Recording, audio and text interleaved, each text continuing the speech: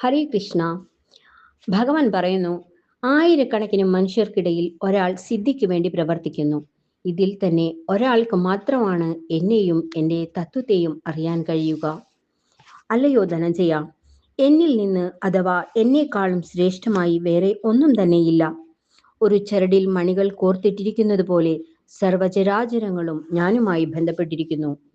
ഹേ കുന്തിപുത്ര, ജലങ്ങളിൽ വ്യാപിച്ചിരിക്കുന്ന രസം ഞാനാകുന്നു. സൂര്യചന്ദ്രന്മാരിലെ പ്രകാശവും ഞാൻ തന്നെ. സകല വേദങ്ങളിലും പ്രണവമന്ത്രവും ഞാൻ തന്നെ. ശബ്ദവും പൗരുഷവും ഞാൻ തന്നെയാണ്.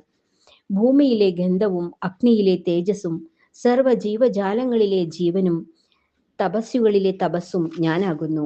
ഹേ പാർത്ഥ, സർവചരാചരങ്ങളിലും സനാതനമായ ബീജം ഞാനാണ്. ജ്ഞാനികളിലെ ബുദ്ധിയും തേജസ്സും ഞാൻ തന്നെയാകുന്നു. ഹേ ഭാരതശ്രേഷ്ഠ, ബലവാന്മാരുടെ കാമരാഗങ്ങളില്ലാത്ത ബലം ഞാനാകുന്നു. എല്ലാ ജീവികളിലും ധർമ്മവിരുദ്ധമല്ലാത്ത കാമവും ഞാൻ തന്നെയാകുന്നു. സർവം കൃഷ്ണാർപ്പണമസ്തു. ജയ് ശ്രീ രാധേ രാധേ.